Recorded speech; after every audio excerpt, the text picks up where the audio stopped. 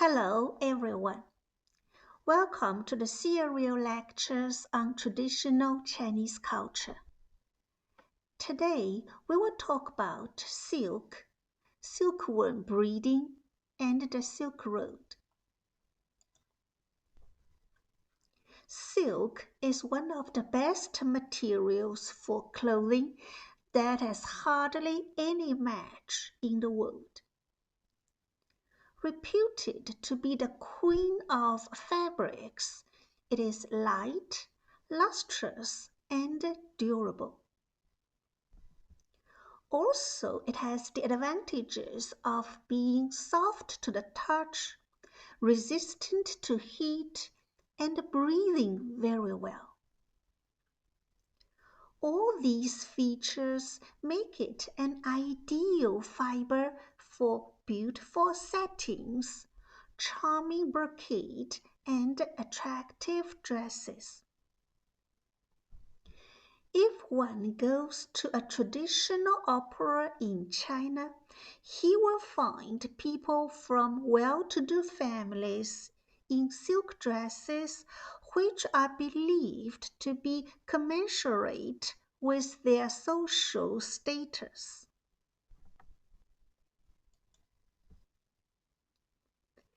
Many foreigners would like to buy products which are typically Chinese. What are the typically Chinese products? Tea, silk, and porcelain. Silk Road refers exclusively to the overland route, which exported silk, while the sea route mainly exported porcelain and tea.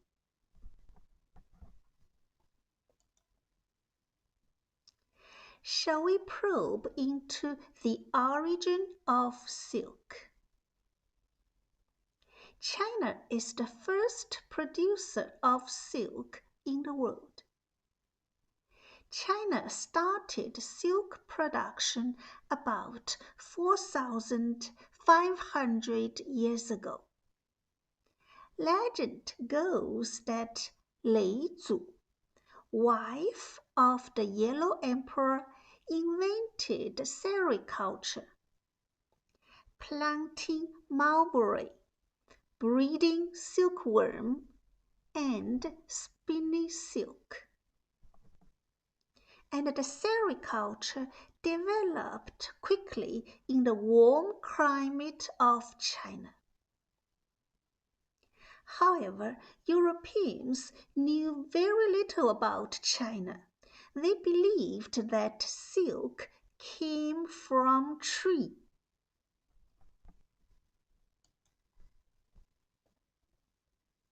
Sericulture is the production of raw silk by raising silkworms.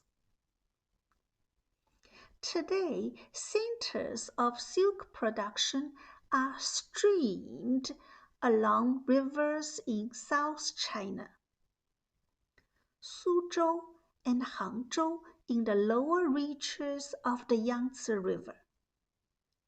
Foshan in South China, and Nanchong in southwest China, and many other areas where silkworms are bred. Silkworms feed on mulberry leaves. Here are mulberry trees.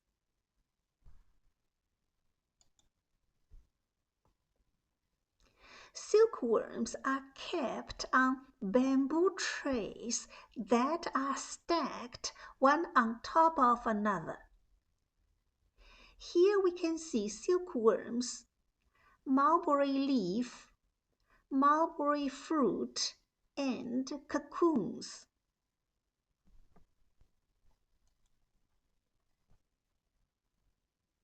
Silkworm breeding is done by farmers in rural areas. It takes an average of 1 month for a silkworm, which is no bigger than an ant, to grow old enough to spin a cocoon. Here is the life cycle of a silkworm. From egg through ant silkworm, cooked silkworm, cocoon, pupa, to moth. After sloughing 4 times, ant silkworm becomes cooked silkworm. So altogether there are 10 stages.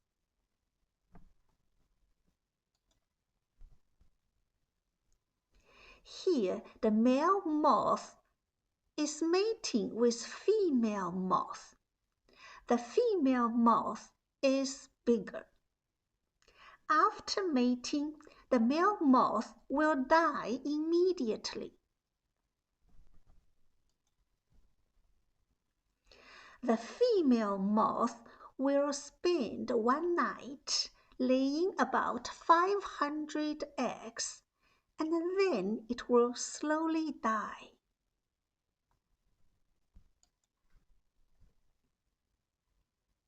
Silkworm egg looks like sesame. Its color changes from pale yellow to dark purple.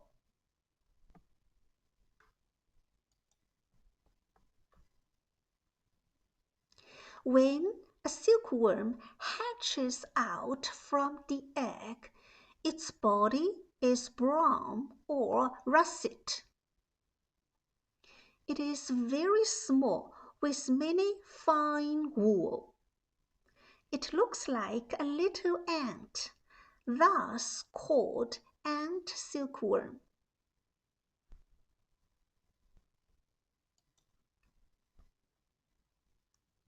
Silkworm grows new skin and sheds old one. This is called sloughing.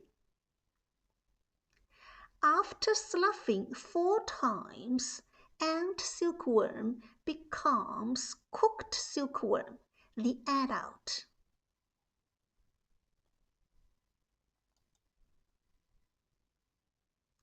Silkworms are delicate creatures. They can be easily killed by rats, mosquitoes, and flies, or by the dust on mulberry leaves. That is why the cat is a familiar theme in every silkworm village. That is also why farmers will lime wash the rearing houses and will sometimes clean the mulberry leaves one by one before they feed them to the worms. Silkworms are hungry creatures too. Silkworms feed on fresh, hand-picked mulberry leaves. They eat a lot. They have to be fed every 4 hours, including at night. Female farmers are said to take as much care of silkworms as they do their own babies. Hence, silkworms are given the intimate name delicate babies. Now, as they eat a lot, they drop a lot. The droppings of the silkworms make an excellent manure, which is far superior to many chemical fertilizers. Silkworms are heavy sleepers. They keep eating the leaves for a couple of days and then go to a long sleep. A silkworm goes to 4 long sleeps in a lifetime. When they wake up from a sleep, they plunge into eating the leaves with a better appetite than before. When they wake up from the last sleep, they are ready to spin cocoons.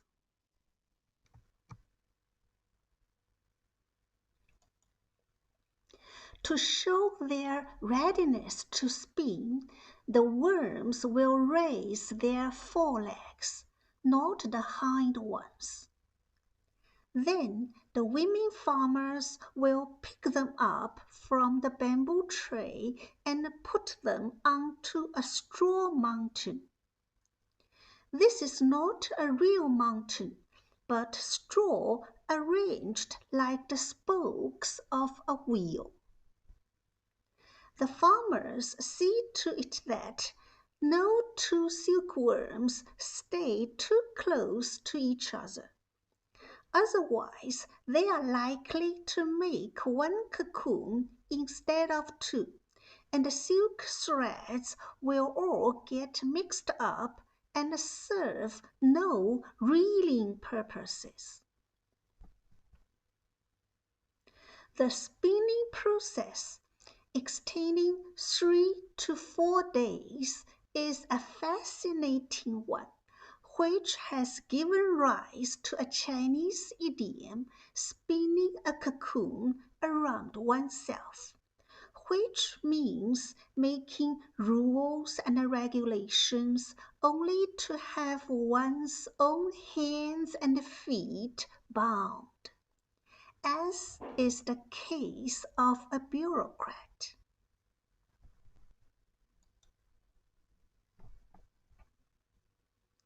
The glutinous stuff that comes out of the mouth of a silkworm is a long thread which goes round and round the worm. When the cocoon is made, the worm is wrapped inside, invisible. The oval cocoons look like puffy white balls. Heating has to be done in good time to the cocoons in order to kill, or rather to stifle, the chrysalises inside. If the farmers fail to do this, the worms will transform themselves from chrysalises to moths and emerge out of the cocoons, rendering them useless for reeling purposes with a hole in each of them. Needless to say, not all the cocoons are heated.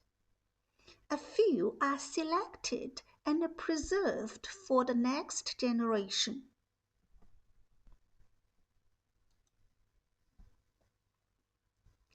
Inside the cocoons are pupals or chrysalises. Pupa is edible, eatable. It is highly nutritious. When a pupa begins to soften, its skin wrinkling, it will become a moth.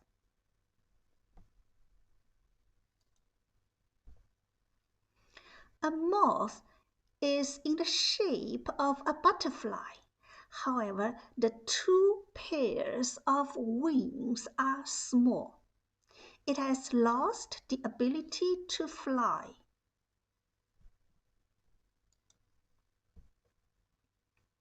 From 1 cocoon, one can get a silk thread which is about 1,000 meters long. A silk thread in actual use, however, comes from not 1 cocoon, but from about 8 cocoons. Silk threads from about 8 cocoons form into one, making it strong.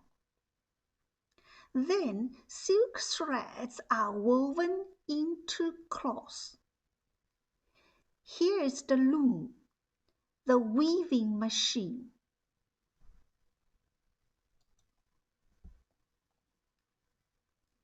Silk production in China was well developed, and silk products from China were very popular abroad. There is a variety of silk products. Here is a silk brocade painting, exquisitely embroidered with pine and crane. Both pine and crane symbolize longevity in China.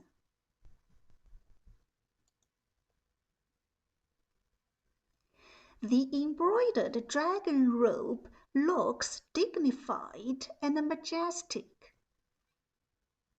and the lady is so graceful in silk dress. The silk scarf is delicate and dreamy. Can you feel the fiery passion of the China red? The silk bedding is deluxe and practical.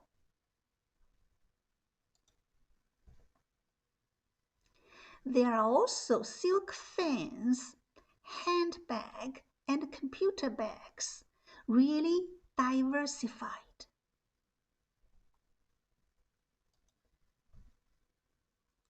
A talk about silk or silk production in China is never complete without a reference to the world-famous Silk Road.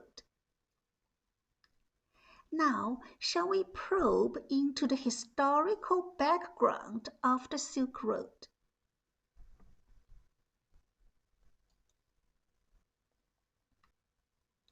The Silk Road got its name from the lucrative Chinese silk trade.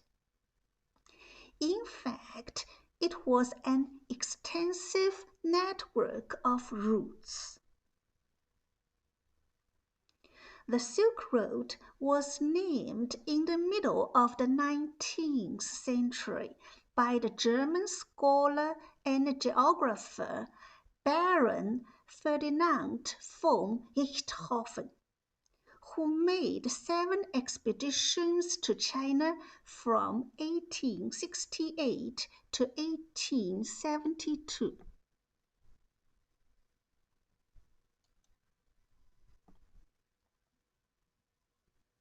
The ancient Silk Road has a history of more than 2,000 years. Originally, the Chinese traded silk internally within the empire. Caravans from the interior would carry silk to the western edge. They were often attacked by nomadic tribes in Central Asia who wanted to capture valuable commodities. And the Xiongnu or Han, a migratory people, continuously looted Chinese villages and towns.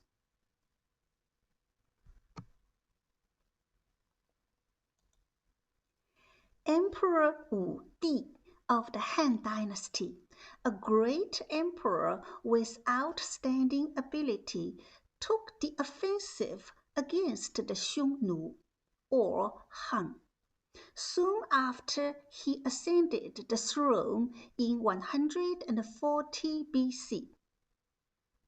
When news of conflict between Yue in present-day Afghanistan and Xiongnu reached the Han court, Emperor Wu Di decided to send an envoy westward to Yue, hoping to make an alliance with Yue Zhi against Xiongnu, putting an end to the harassment by nomadic tribes.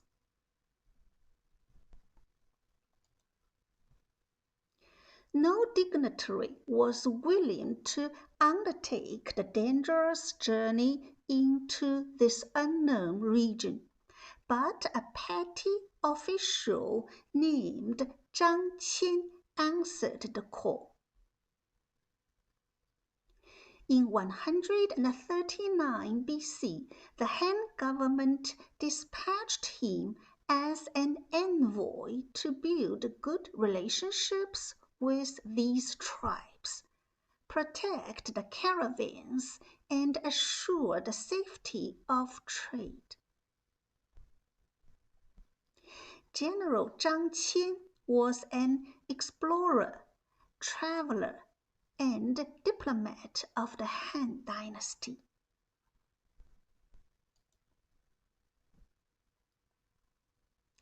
The only known route to the west passed through the territory of the Xiongnu, who detained Zhang Qian and his men. He had no choice but to stay with the Xiongnu, a delay that cost him a decade.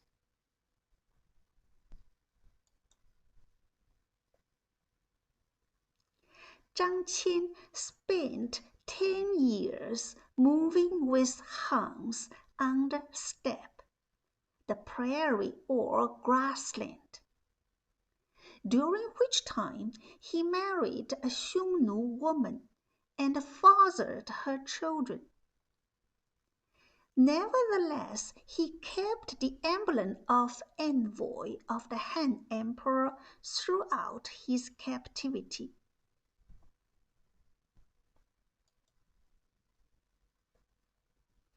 Eventually, Zhang Qian managed to escape the Xiongnu camp and reached the territory of Dayuan, the present-day Fergana in Uzbekistan. Although he spent more than 1 year in the Yue Zhi court, he was unable to persuade their chief to change his mind. He failed the mission. On his way back to China, Zhang Qian was captured by the Xiongnu again. But just 1 year later, Zhang escaped. He returned with his Xiongnu wife and children to the Han court in Chang'an. Zhang's officers went even further into the Central Asia.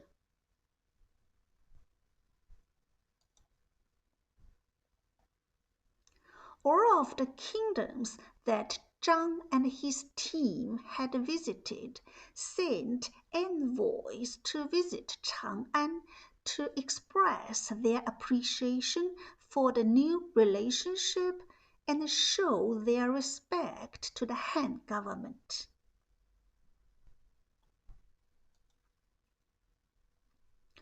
Although Zhang Qian failed to carry out his political mission, his report opened the eyes of the emperor and his courtiers. Prior to Zhang's journey, the so-called Western regions had been little more than a mythic land mentioned in ancient Chinese legends.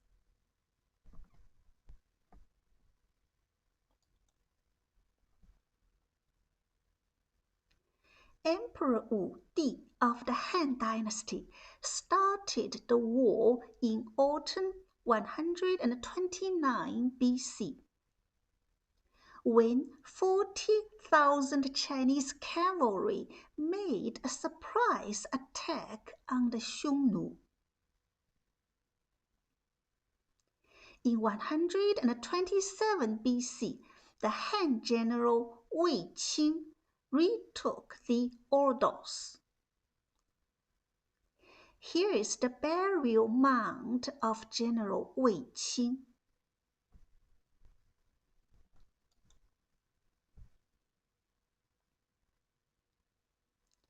In 121 BC, the Xiongnu suffered another setback when Huo Qubing led a force of light cavalry westward out of Longxi, and within 6 days fought his way through 5 Xiongnu kingdoms. Huo Qubing died at the age of 23. Here is the stone sculpture, horse stepping on a Han soldier in front of his tomb.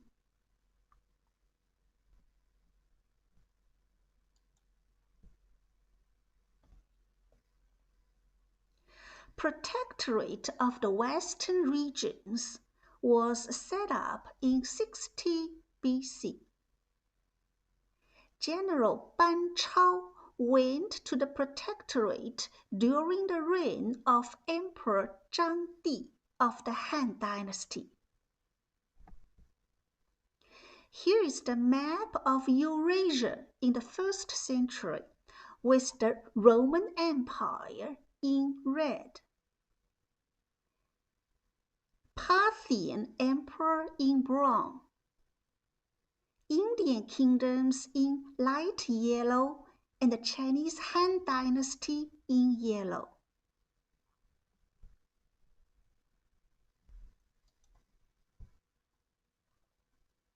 From then on, merchants could travel on the Silk Route safely, and they began to explore new routes in order to carry silk from China to other parts of the world.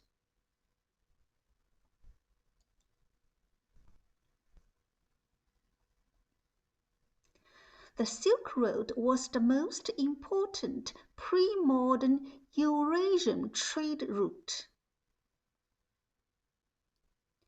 Although the Silk Road was initially formulated during the reign of Emperor Wu Di of the Han Dynasty, it reached its golden age in the Tang Dynasty, whereby Persian and Sogdian merchants benefited from the commerce between East and West. It was commonly believed that people in the Western regions were brutal, wild, and uncontrollable. However, the eminent monk Xuanzang's trip changed the attitude toward the nomadic tribes in those states, and this contributed greatly to Tang government's friendly relationship with these states. However, by 760 AD, the Tang government had lost control of the western region, and the trade on the Silk Road was halted.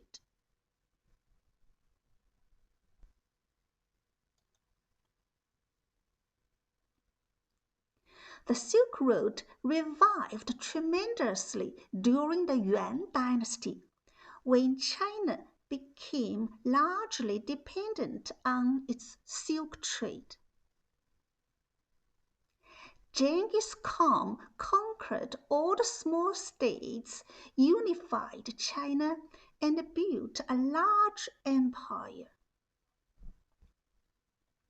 Only once was the entire route brought under one single rulership. Here we can see the vast territory of Mongol Empire.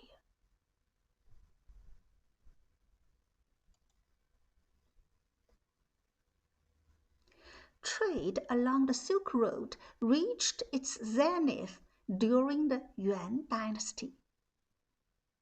The famous traveler Marco Polo traveled along the Silk Road, visiting Dadu, today's Beijing, and wrote his travelogue about the Orient. Here is the famous book, The Travels of Marco Polo.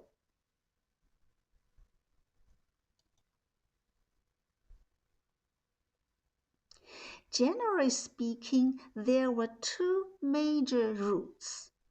One was overland, and the other was maritime, across the Indian Ocean.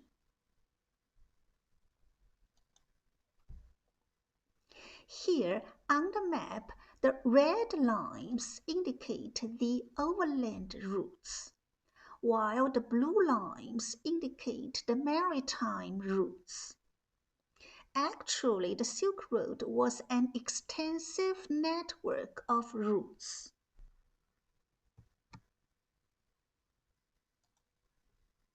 Shall we begin with the overland route? Before discovery of the sea route to India, the overland intercontinental road was the most important connection between the Orient and the Occident, dividing into eastern, middle, and western sections.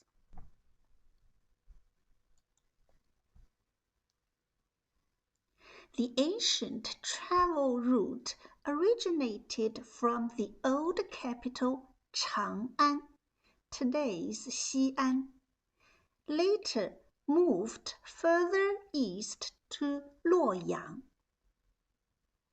The eastern section traversed the Hexi corridor in Gansu province to the north of the Qilian Mountains.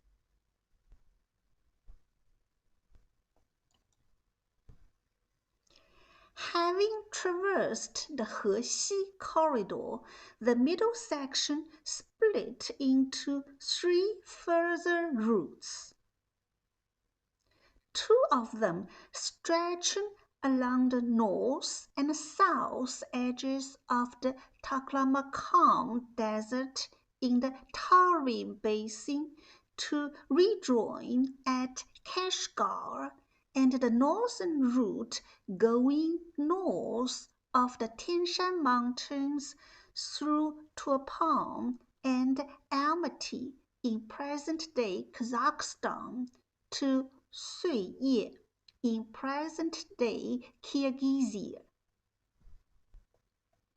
Suiye was the hometown of Li Bai, the famous poet of the Tang Dynasty.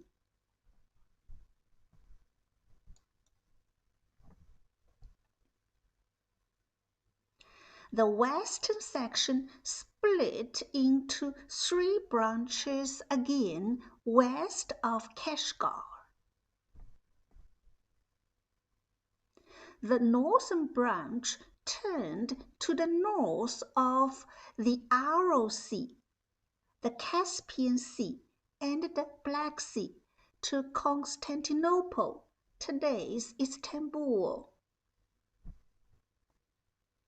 The middle branch traveled through Fergana Valley, Kokand, and Samarkand, or in present-day Uzbekistan, reaching Merv in Turkmenistan, then to Damascus near the Mediterranean Sea. Merv in Turkmenistan is the oldest and best preserved oasis city along the Silk Route in Central Asia. The southern branch ran from the Pamirs through Hindu Kush and Karakoram, heading towards Balkh, present-day Afghanistan, into Pakistan and India.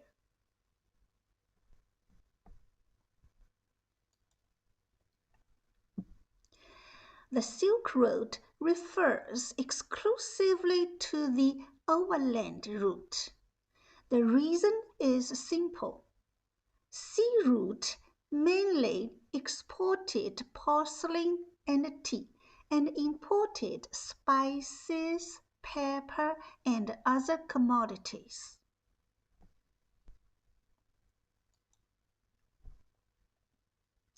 As overland trade became increasingly dangerous, traveling by sea became more popular. Trade along the Silk Road declined. While the Chinese did maintain a silk fur trade with the Russians, silk in exchange for fur. By the end of the 14th century, trade and travel along the overland road decreased significantly. Here is the lonely poplar, known as the hero tree in the desert. It can remain alive for 1,000 years. It can remain standing after death for 1,000 years, and it can remain unrotten after collapsing for 1,000 years.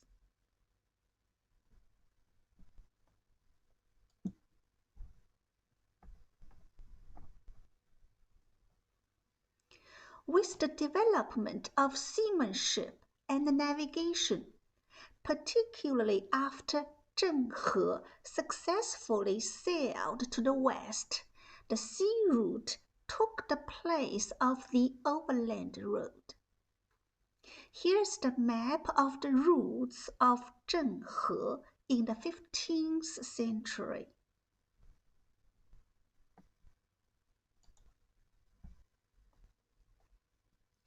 The maritime route starts from Guangzhou, extending through the South China Sea, around the Malay Peninsula, across the Bay of Bengal, the Indian Ocean, the Arab Sea, the Persian Gulf, the Red Sea, all the way to the Mediterranean Sea, and finally arrives at destination ports of Africa or Europe, such as Alexandria and Rome. The water route is also called the Indian Ocean Maritime Route, reaching present-day Brunei, Malacca, Thailand, Burma, Ceylon, India, Pakistan, Iran, Iraq, Israel, Lebanon, Egypt, and Italy, historically Venice. The Marine Silk Route was also known as the Porcelain Road or Spice Road, because it mainly exported porcelain and imported spices.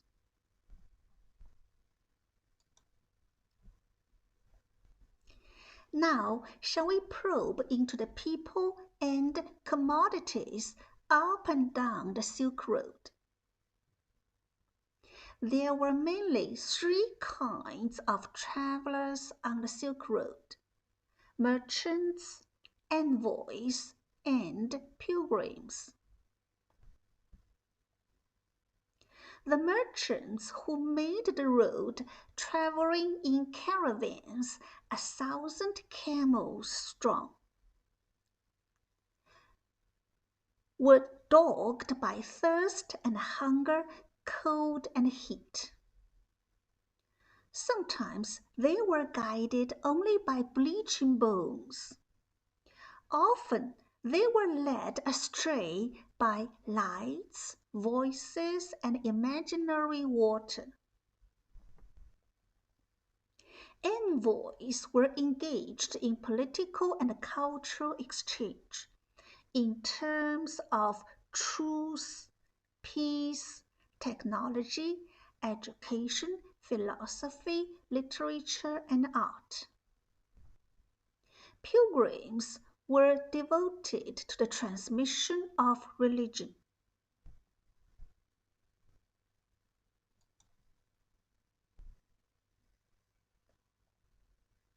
The Silk Road was the artery for the two-way cultural exchange between China and the Western region.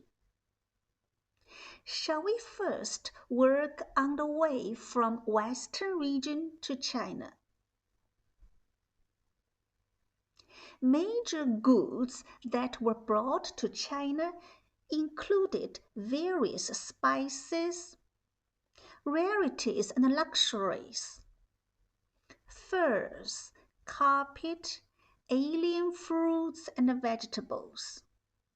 For example, carpets were made in Central and Western Asia to cover earth's floors, too precious to walk on. Western music, lute and flute, whirling dance, painting, sculpture, architecture, astronomy, calendar calculation, medicine, and pharmaceutical were brought to China. Lute and flute went east to the Chinese court.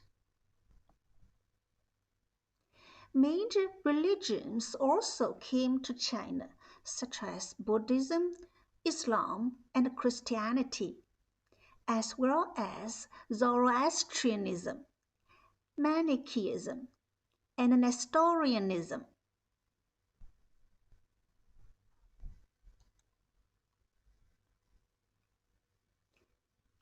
Precious stones and luxury materials went east. The rarities and luxuries included gem, ivory, jade, agate, and coral.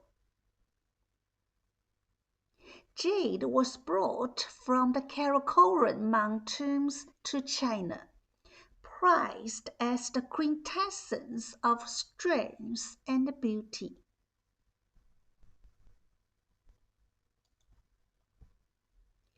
Alien fruits and vegetables were brought into China, such as carrot, broad bean, pepper, and cucumber, as well as coriander, alfalfa, and garlic.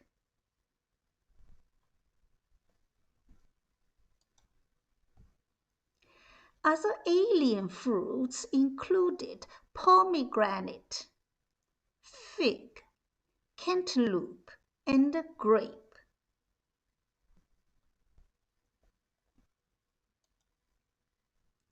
Spinach, jasmine, tomato, and watermelon also came to China.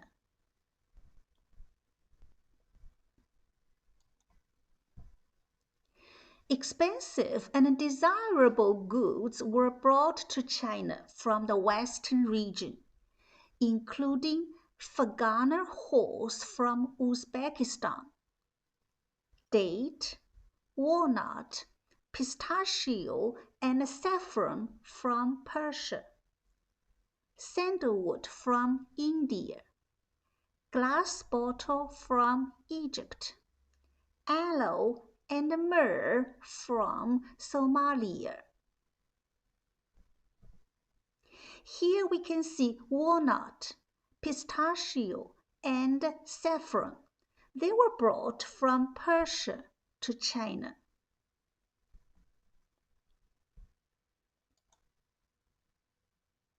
The legendary Fergana horse came from Uzbekistan, honored as sweat blood treasure horse.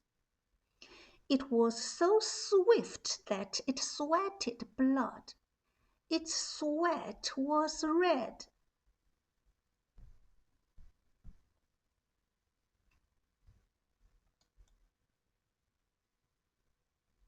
The dance of the whirling barbarian came from Western regions known as Northwest Minority Dance.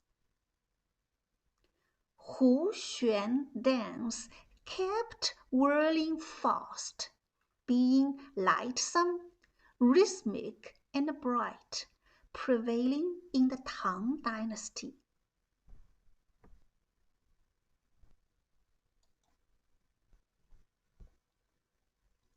Now, shall we move on to the transmission of religions?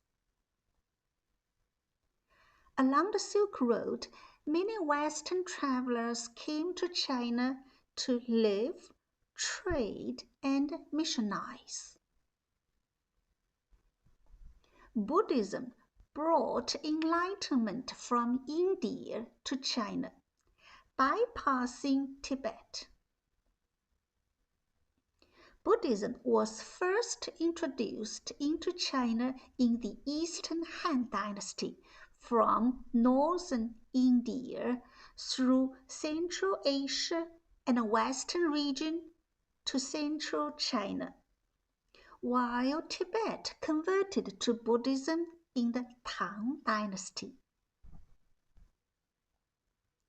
Islam spread north from Mecca.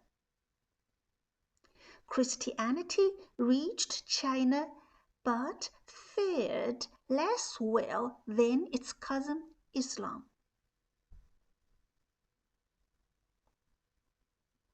Zoroastrianism, Manichaeism, and Nestorianism all originated from Persia in Central Asia, were called the three foreign religions after they were introduced into China in the Tang Dynasty.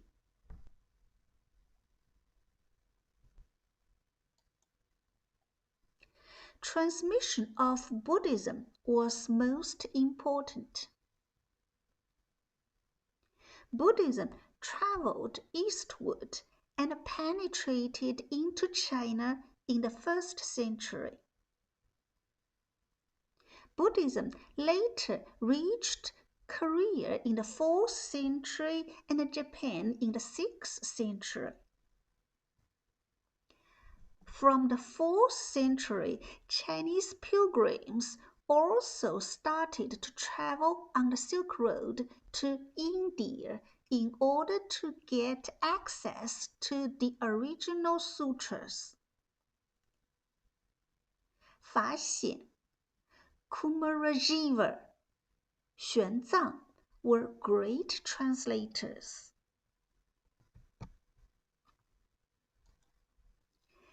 Fa Xian, an eminent monk of the Eastern Jin dynasty, went on a pilgrimage for Buddhist scriptures. He started from Chang'an, going through mountains and deserts, and finally reached India. He returned to China by sea. He devoted his remaining years to the translation of Buddhist scriptures. He also wrote a book recording his own journey named Kingdom of Buddhism, or Legend of Fa Xian.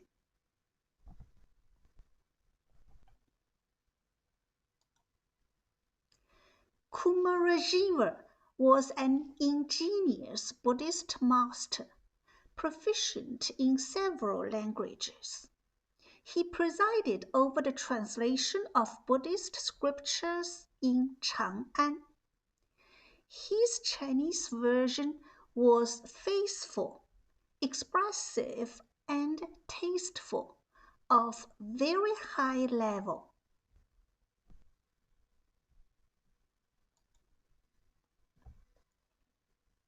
Xuanzang, an eminent and knowledgeable monk of the Tang Dynasty, made a pilgrimage to the West for Buddhist scriptures. He remained in India for many years. After he returned to Chang'an, he translated Buddhist scriptures in the Big Wild Goose Pagoda. He wrote the records on the western regions of the Great Tang Empire. And the classic novel Journey to the West makes him a mythological figure, together with his three disciples, Monkey King, Pixie, and Monk Sand. Here is the route of Xuanzang's journey to the west. He set out from Chang'an and ventured through the Gobi of western region. He went through all kinds of hardships and finally reached India, paying homage to the Nalanda monastery. He was surprised by the warm reception he received along his way.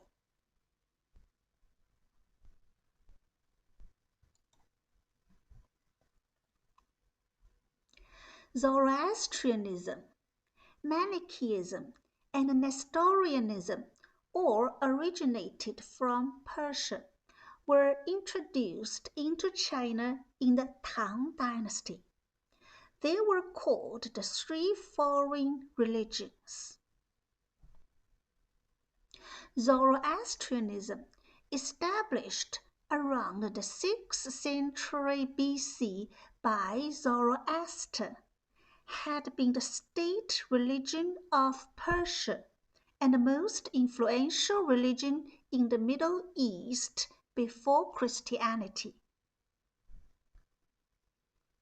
It was distinctively dualistic, stressing the constant and irresolvable struggle between good God and evil God.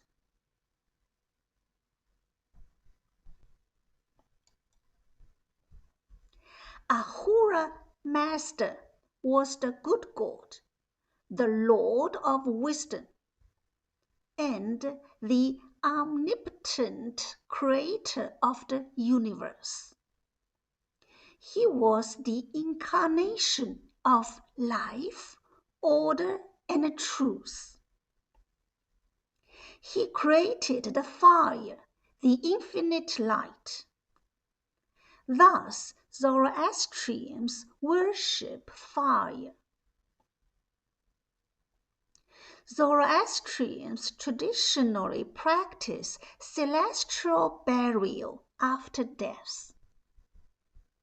They believe that the body would soon be corroded by the evil god and become impure and would pollute the kind earth through burial or cremation.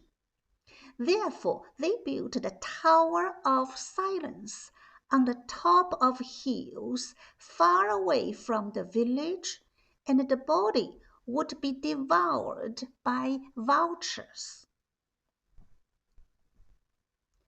Zoroastrianism was introduced into China in the Tang Dynasty.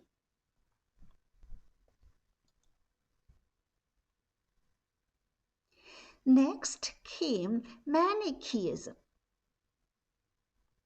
Manichaeism, coming from Zoroastrianism, was founded in the 3rd century AD by a Persian named Mani. It was a dualistic religion, worshipping the light in opposition to dark. Mani claimed to be the last prophet of God. Mani was skinned, and Manichaeism died out and perished. Manichaeism was introduced into China in the Tang Dynasty. Ruins of Manichaeism were discovered in Tuapon.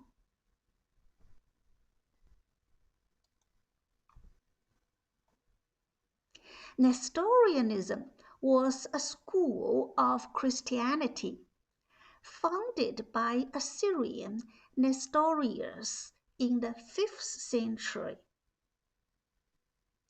Nestorius was the bishop of the Eastern Roman Empire. He emphasized both the divinity and humanity of the god, while the mainstream Christianity then believed only the divinity of the Lord. Nestorianism died out in China, disappeared. So Nestorianism was the Christianity coming from Persia. Nestorianism was introduced into China in the Tang Dynasty. In Xi'an, we can visit the stele of Roman Nestorianism spreading in China, erected in the Tang Dynasty.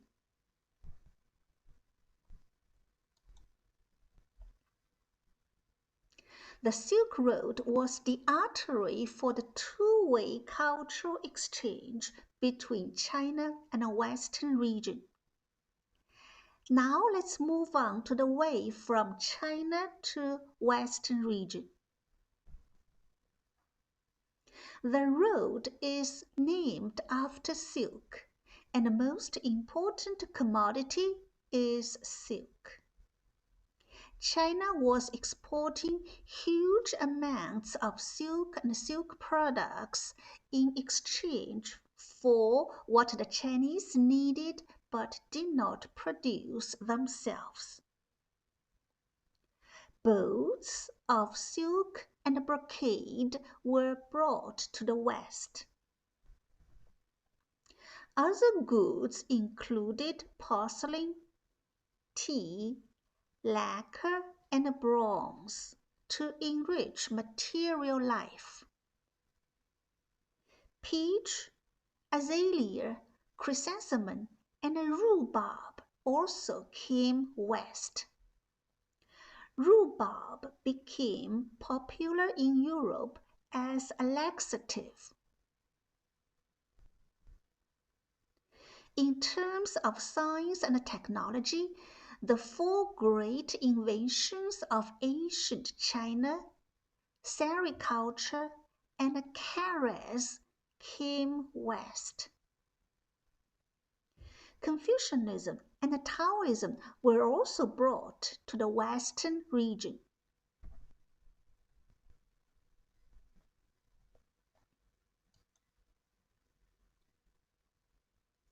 The Silk Road brought with it not only gorgeous silk apparel and decorative items, but also the resplendent culture of the Far East.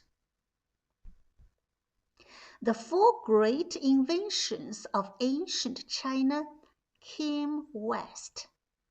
They were paper-making, compass, gunpowder, and movable type printing.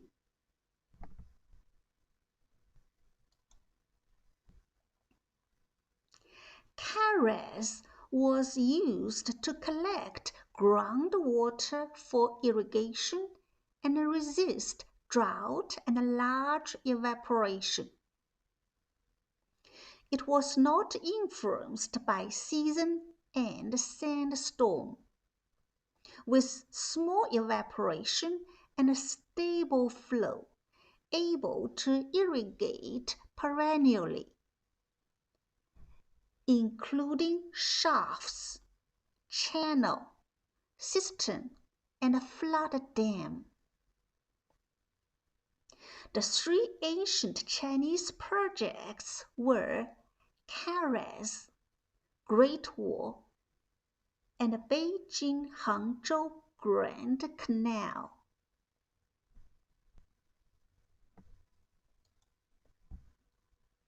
The Silk Road has profound meaning and significance. Firstly, it promoted Eastern-Western exchange. The Silk Road was definitely an important path for cultural, commercial, and technological exchanges between traders, merchants, pilgrims, missionaries, even soldiers. It has also promoted modern tourism. It is the symbol of Eastern-Western friendly exchange. Secondly, it facilitated the transfer from nomads to urban dwellers. For more than 2,000 years, the road facilitated the transfer from nomads to urban dwellers across the ancient continent, even the countries bordering upon Mediterranean. Last but not least, it linked ancient civilizations. The Silk Road served as an artery of commodity flow and cultural exchange, which gave immense impetus to the rise of major economies and civilizations of the world. It linked such ancient civilizations as China, India, Greece, Egypt, and Babylonia. In a sense, the Silk Road was no other than a route of culture and civilization.